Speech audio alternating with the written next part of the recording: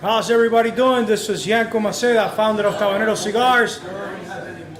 And today's Sunday right here in Tampa, Florida, and many parts of the world. This is translatable to anything that's not. Yeah, because that is one of the. Okay, yeah, it doesn't stop halfway. Ooh, I just dropped my ash.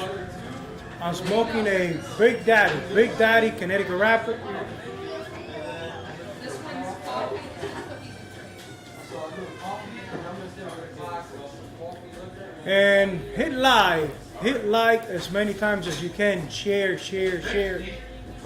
So you guys can experience with me what happened this past week. What was the experience of this past week? It wasn't a normal thing, but I will share with you guys.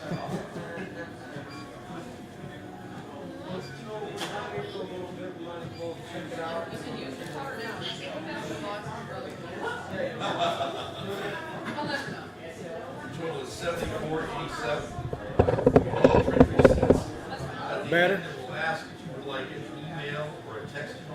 I'm sharing. I hope we get more people that wants to know about entrepreneurship, about how difficult it is becoming to be an entrepreneur. Everything is kind of going against you. I see many new entrepreneurs getting into the cigar business, and that is good because it's a small industry. They can accept a lot more new blood. I just think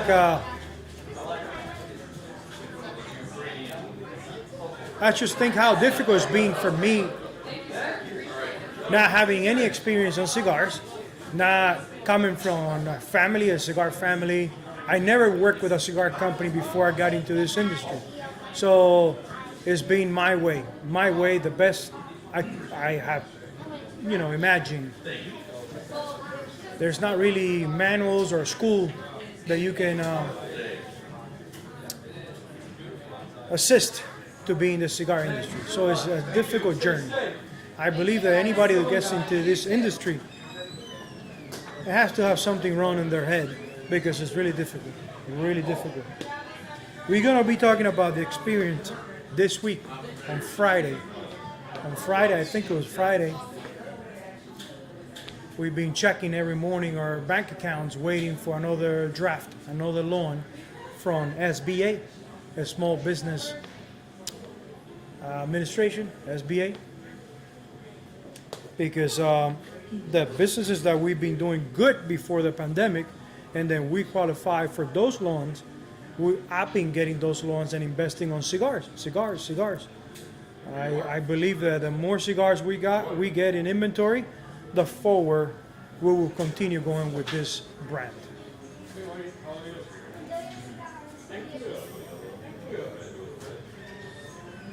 Let's remind you guys, December 16th, we will have our cigar class.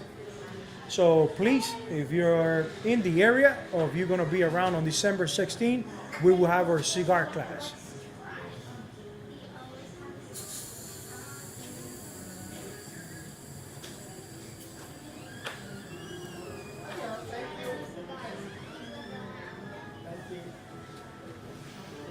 This Big Daddy Connecticut, it's something else because I don't usually smoke big gauges, but it's so mellow. It has some different sweet tones. It's pretty complex. It has so much room to put different tobaccos. So we experimenting Condega, Umetepe, Jalapa. I don't think we have any Esteli in here. It wasn't really designed to be a strong cigar. Not even medium to full. So it's a mild cigar with a lot of flavor because we put as many different tobaccos, sweet tobaccos of the area in Nicaragua.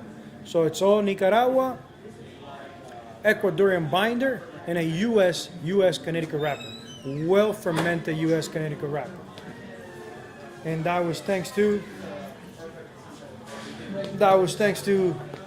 our good brother, industry brother in Nicaragua, Raymond Pages. And I'm gonna have to go through my list because today is one of those days that it's difficult to do what you do. Today's one of those days that you say, you know what, I'm gonna stay home and don't do anything. But you are committed with your clients and you gotta be in the good and the bad times.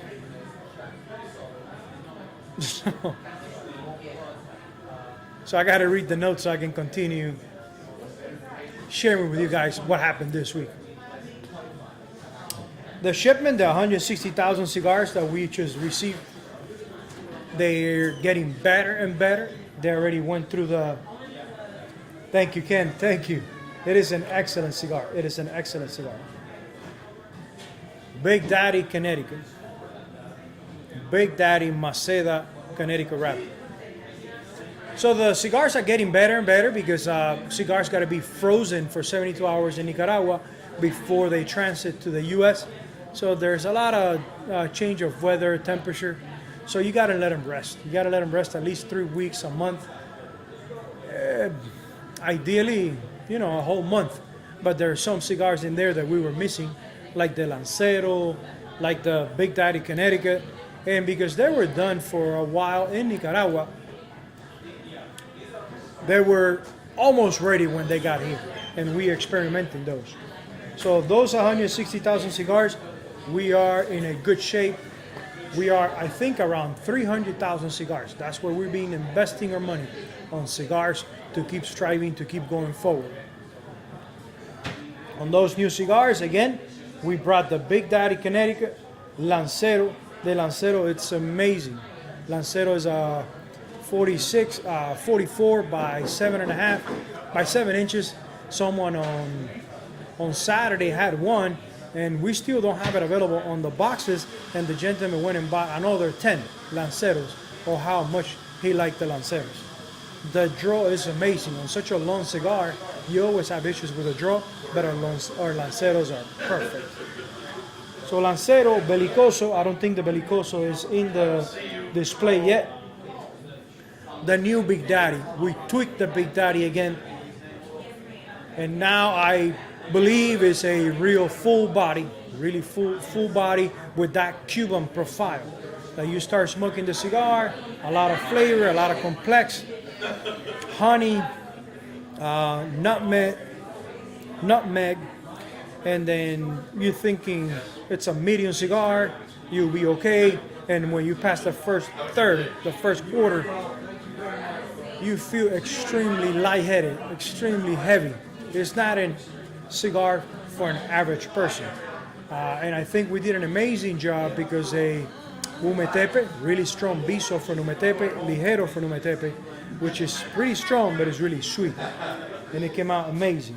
So the new Big Daddy, the new Big Torpedo Connecticut, which is not out yet. We let it rest for a little bit. And the Robusto Candela. Robusto Candela has been a success because we did it with a Connecticut Robusto blend on a Candela wrapper. And a good fermented Candela wrapper. So you don't have that new taste of the Candela when it's too new.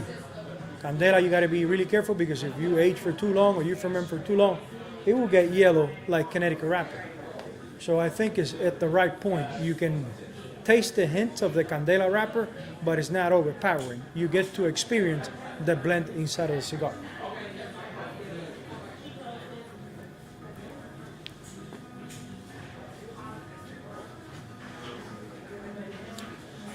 We are done. We are done with a 5-year-old chapter of moving the old storage, the storage that was 5 minutes from home. We moved that storage to the new property that we bought 5 years ago. We still got to go this week and clean the storage, leave it nice and clean for the landlord. I really appreciate those temporary 5 years that we used that as storage. It was 1,500 square feet. It was 2 offices, and the owner let us do boxes, let us store cigars, tobacco. So I really appreciate it. The use of that storage, but we close that chapter.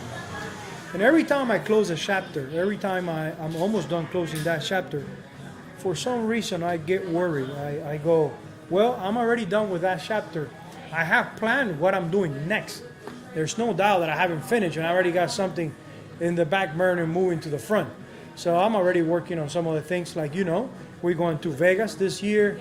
We're working on the Autonomous Lounge. We're working on the box shop in Nicaragua. But still, I'm always concerned of all the things that will come up that you were not counting on. Because you start freeing your mind, you already finished with that chapter of moving the warehouse, and then you go, well, everything is going too good. And the new storage is a mess. I'm gonna show you some of the images of everything that we are moving. Zach, can you share in there the new property? The video. I'll show you a video when we move everything to the property that is 5 minutes from here. That's another investment we did 5 years ago. We bought that piece of property. And then we've been buying the shipping containers to store tobacco, paper. Valentina, ven acá un momentito. 9 paletas de cajas de correo. We've been developing the property. We put pavement. Yo creo que vamos a tener cajas por lo menos para 3 años, y como las cosas van, a lo mejor para menos. We bought the shipping boxes. We bought 9 pallets of shipping boxes. We usually do 3 a year, but we said, you know what? Let's buy for 3 years, because this new world that we are in, nothing is guaranteed. So we have a big mess in there on the new property, but we are working on it and putting everything where it needs to be, organizing, throwing away things that we've been holding forever, and I don't think they're going to be in use anymore. And everything was going great, But something came around, something that I know was going to come around, but I was waiting to come around in a different way. It wasn't that I was ignoring the situation. We called Tobacco Trade Bureau a few times. We left messages, but we kind of assumed that because of COVID-19, the lack of help, things were a lot slower. And here it comes. August 2019, we had an audit from Tobacco Trade Bureau right here in Tabanero Cigars. And I know that time it will show up in my lifetime in this business. When you're new in this business, when you don't have an accountant, when you have help on retail, you have help, the workers doing the cigars, you have an accountant that you see it once a year, everything else, you do it by yourself. Everything else, every time you find time, things get behind, you get up to date, you get caught up. In the 5 years of a business, there's always plenty lack of money. After 5 years that you start seeing money, if you're really obsessed with what you do, you don't save that money into an account. You put that money to work. So when you start seeing money after 5 years, you start reinvesting a lot more into the business. So you never have a lot of cash flow on your account.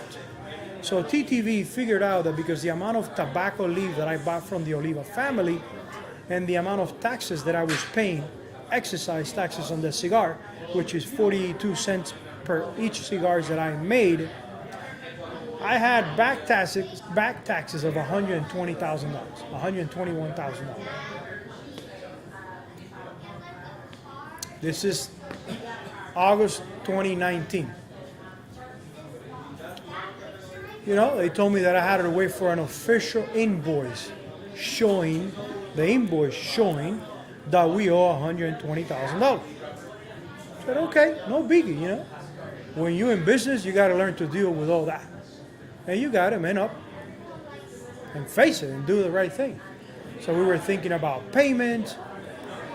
We were thinking of asking to lower the debt a little bit because everybody has got hit with audits in Tampa, Florida. Everyone, no exception. They have got pardons in a big amount of money. They have lowered the debt to, 30% of the debt. So the official invoice came in. We called 2-3 times, left a message. No one will call you back. From those $120,000, 40,000 cigars were in a storage on a non-bonded area. So they told me when I go ahead and submit that area as bonded area, they will deduct almost $20,000 from the 120. We went and submit the bonded area. We called a few times, and the response was, well, when you submit those papers for bonded area, you're not going to receive any receipt. You're not going to receive any call saying, oh, we got everything. We just change it and we leave it at that.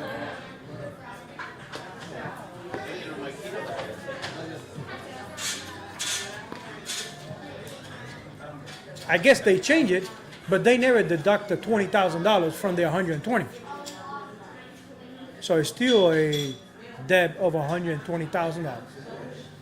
Here I am thinking that, beginning of the year, that things will get a little bit more in place. We will continue calling, calling to deal with the debt. We've been waiting, checking the account for the next draft of a Small Business Administration to continue buying cigars, to continue investing right here in the U.S. We're even planning to open another shop. Friday night, Tobacco Trade Bureau goes into my account and deduct $120,000. So Saturday morning, I'm going to a wedding of a good friend, and I go, let me check my bank account to see if a miracle happened and the second draft came in. There was no draft coming in. There was $120,000 out without a phone call, without a letter, without nothing. And it says legal department of Tobacco Trade Bureau. No notice, nothing. God knows that we are on top of any mail that comes in here. Nothing. Just they assumed that because we were getting loans from SBA, we have plenty of money. Let me tell you something. When you run a business and the first 5 years, you don't see a penny. After those 5 years, you start seeing a little bit of money. A little bit of money, because all the money is going back to the business if you really believe in what you're doing. Or cash flow before COVID-19, before the loans of a small business administration, or monthly cash flow of money that we were able to use to invest. It was between $60,000 to $80,000 a month. That money was always there, and I kept it there for any situation for COVID-19. How in the world TTV is going to come in that I haven't seen really real money of my business, because I keep investing, growing, getting more employees, and from a SBA loan, go ahead and deduct $120,000. Oh, you got money lended from the government? We're going to deduct from there. Why not even a phone call? Why not even a piece of letter saying, hey, we intending to do this? So I'm sharing with you what is it to own a small business. I'm sharing with you why we got to have some wires, something not right in our head to get into this adventure of owning a business, starting a brand. This is not for everybody. Don't blind yourself. This is not for everybody.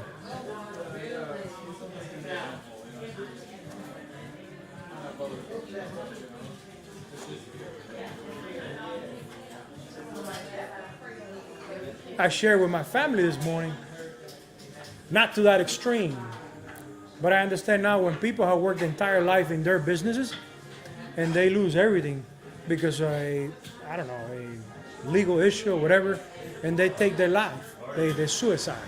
I'm not to that extreme, but it was a similar pain that you're going, man, I'm working hard, doing everything right, and then these people just feel like coming into my account and get $120,000.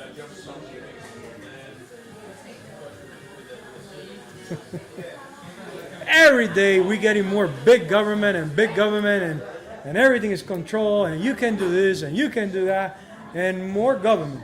I came from a huge government, a big government in Cuba. All is government. Government will take care of you.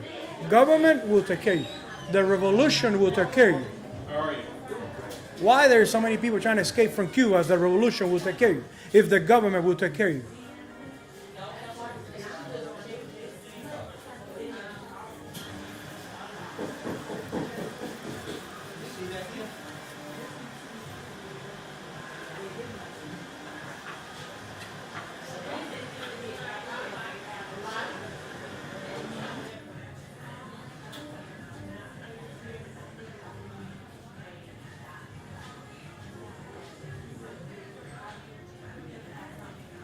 But I'm not giving up. I'm taking my box factory to Nicaragua. My box factory that I'm making boxes here in the US and providing employment, I'm taking it to Nicaragua. Cheaper labor. I don't have to deal with so much government. And production, yes, I used to have 8 cigar rollers here making cigars. But between exercise taxes, between labor department, between TTB, between FDA now that also regulates tobacco, between all those silent partners that I never asked for them, I took my production to Nicaragua.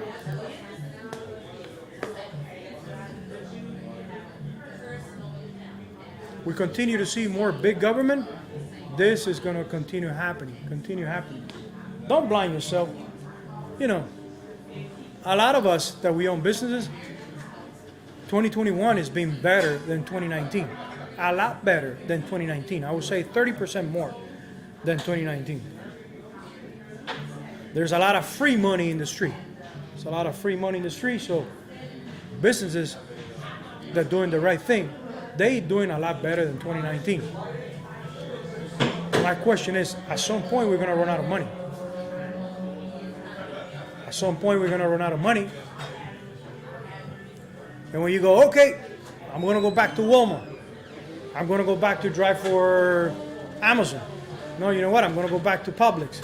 I tell you what, most of the successful businesses that have been making it and doing it pretty good on 2021, they already readjust to be successful without the many people they used to employ before. So if you're doing great with only 4 employees on 2021, why are you going to employ more people in 2022? If you learn to resize your operation and be successful with X amount of people, X amount of employees. So when people are ready to go back to work, I don't know where they're going to work. I don't know where they're going to work.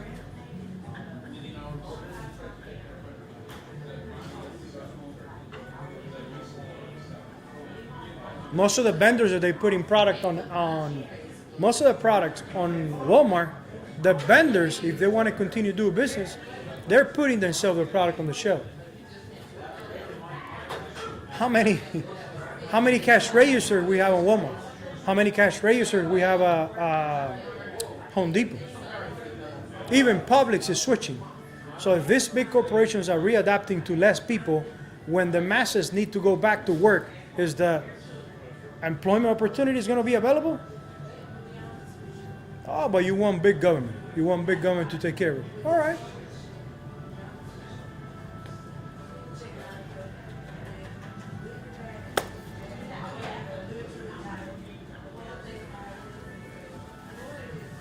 So Tobacco Trade Bureau felt like he can just put their hands on my pot and get whatever.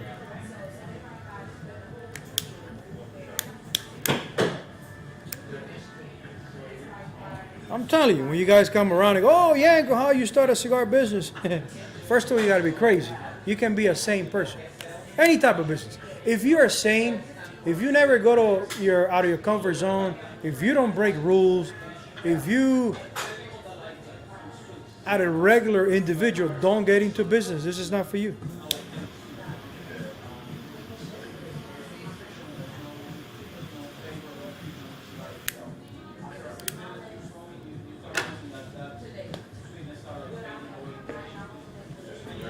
Because it's getting a lot more difficult. A lot more difficult. The competition is getting stronger and stronger. Most of the shops right now in town, they're huge cigar shops. They're $1.5, $2 million cigar shops. The small guy, the small guy is suffering.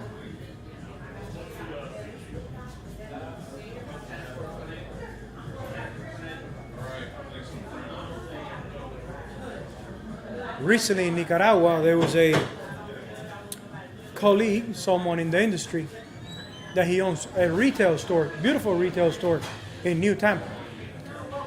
And he shared with someone in Nicaragua what was his monthly sales. And that person in Nicaragua shared with him what was our monthly sales here. And man, he said, wow, what I do in a month, Tabanero does it in a week. But that takes a lot of hard work. That takes a lot of hard work to take the brand to a point that the store is empty during the week. Empty. The street is a ghost town. And 5 people come in, buy cigars, buy our brand, and we are $1,800, $1,900 with 7 people, 8 people. But that is hard work. That is, great team that we have built, customer service. Amazing product, amazing product. You're not going to find a cigar in here that is an average cigar. You're not going to find it. Believe me, you're not going to find it.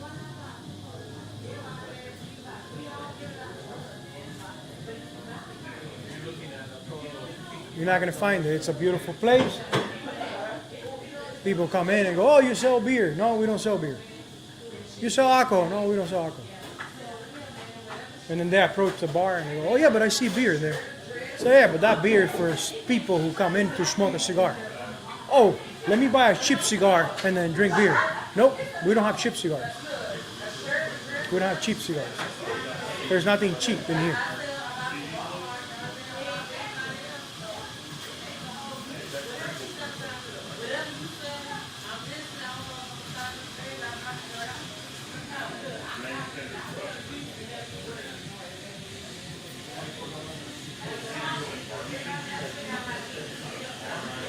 And things like this that they really don't break me, they make me stronger. They make me stronger. I will have 1 or 2 days down. I will get to the matter. I'm calling tomorrow. I'm calling tomorrow and they have to hear me. They have to hear me because if you don't care about the small business, which is, well, what used to be 90% of the money that move in the country, if you don't care about the small business, if you couldn't call me back and say, okay, let's work that out, how can we do this? You just go in and take the money, you're gonna have to hear me.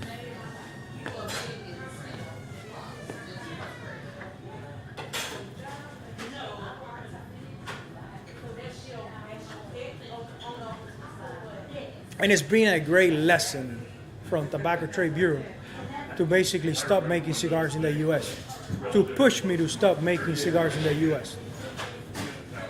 That's how you want to teach me? Okay, I'll take it.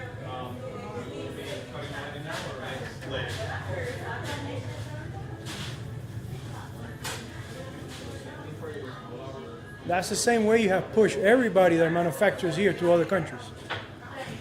So I guess it's working for you guys.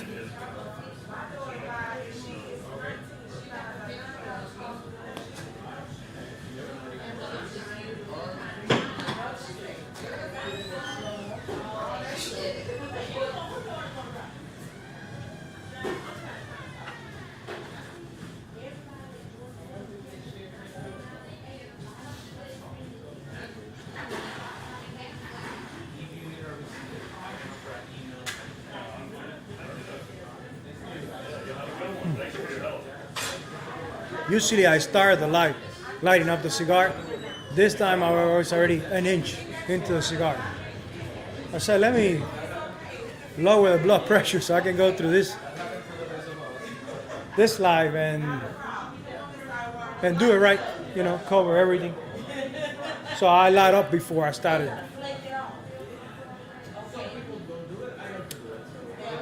Christmas shipping, we said it last, we said it on the last live. We said, get with your shipping. Get with the shipping. We got the cigars. We got the shipping boxes. Get on it right now with Christmas shopping. Do it now because when it gets closer, you're probably not going to get the cigars by Christmas. Believe me, you're not going to get them. You're not going to get them. Start right now. People keep asking on the chat by email, okay, if I buy the cigars now, how can we keep it fresh to Christmas? Really simple. Put it in a humid area. Put it in your bathroom, around the medicine cabinet, close to the sink, close to the shower. Put it on your kitchen, around the sink area. There's plenty of humidity in there for your cigars to be good for 6 months.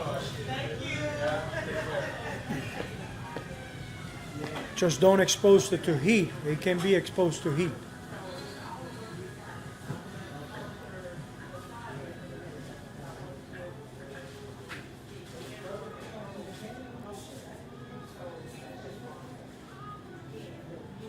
I will get back to you guys on next Sunday and share how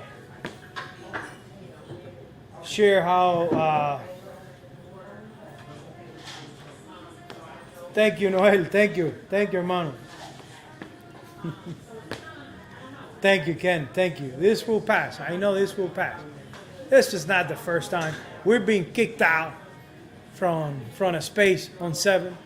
We've been told, not even by the owner. He have sent his mini-me, and the owner, when I got into his place, oh my God, he hugged me and he said, "Oh, Yanko, thank you very much. What you doing for this corner? You're amazing. Your Cuban coffee, this and that." And then after his operation didn't work out because he was trying to run a Cuban nightclub with cigar rollers on the corner, to attract people. Yes, we did attract people. We brought a lot of people to the corner to buy cigars. It was the first time we exposed the brand to 7th Avenue, and it was phenomenal. But after they couldn't figure out how to promote the nightclub, they told me, "Hey, Yanko, if you want to stay on that corner, you got to pay $10,000 a month. And not counting that when they brought me into the corner, they said $700 a month. And then $700 a month turned into $1,200, and then it turned into $1,500. And Steve and I would say, you know what? We're going to buy the bullet because this is the first time that we've seen $7,000 a week, $8,000 a week on 7th Avenue. So they keep raising the rent, and we keep, playing with it. But it got to a point they said, no, we're shutting down the nightclub. We can't have the liability of just you being in this corner. If you want to take over, it's $10,000 a month. That landlord that was in love with me, that he wanted to get married with me, didn't answer his phone.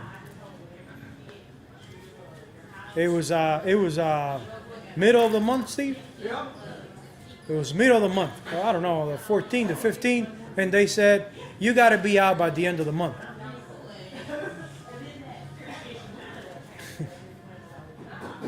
I'm telling you, I have experienced a lot of pain in my heart during my entrepreneurship. But I'm always man up and go, you know what? This is not going to break me. This is going to make me stronger. When we started putting all the tables and everything on the pickup truck to move to a house, my competition was celebrating. People would go, oh, Tabanero is leaving.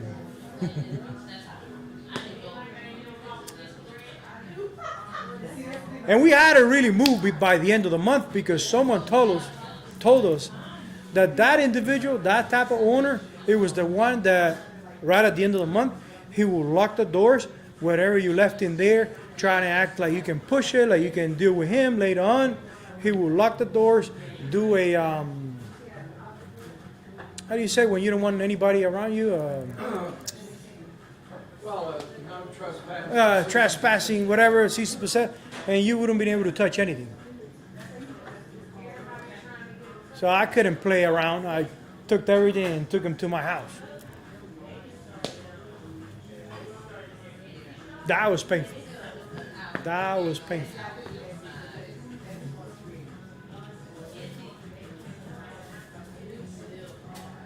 But live and learn. Live and learn. They're testing you to see how obsessed you are with your dream, with your journey.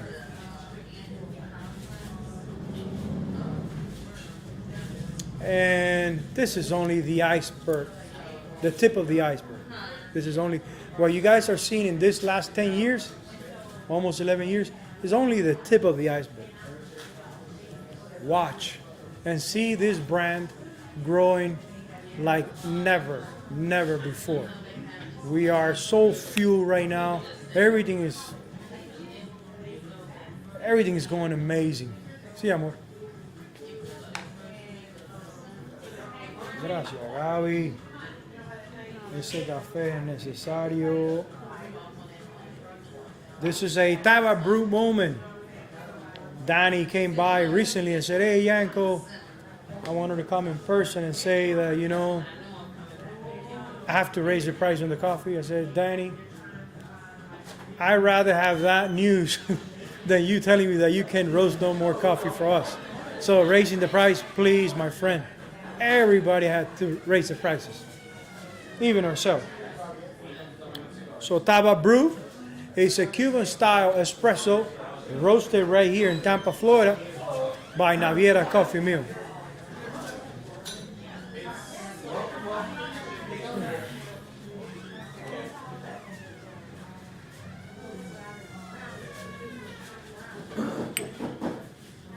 And I know some of you can go or say or think,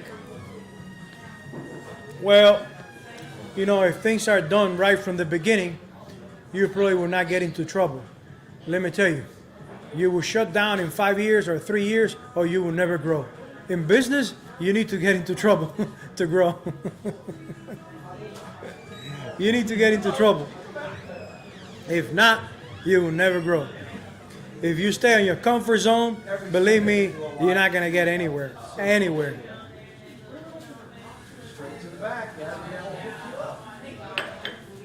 If you keep your baby in the crib try not to harm your baby, it will never learn to walk.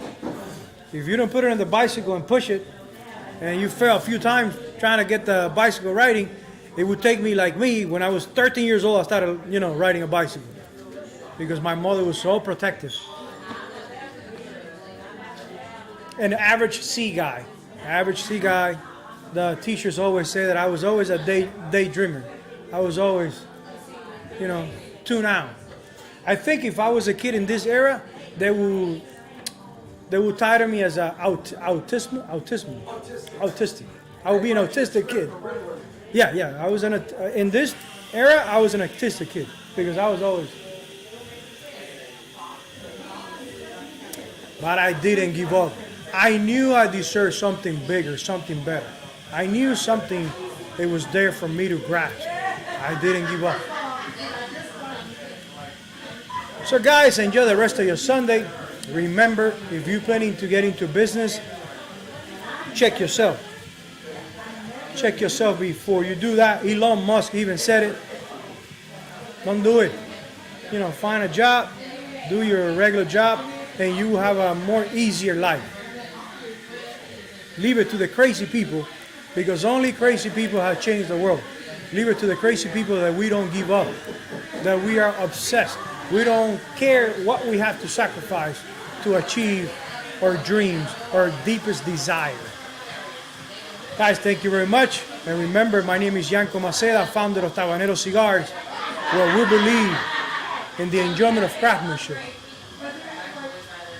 that allows you to stop time, reflect on life, and plan the future ahead. I'll see you guys next.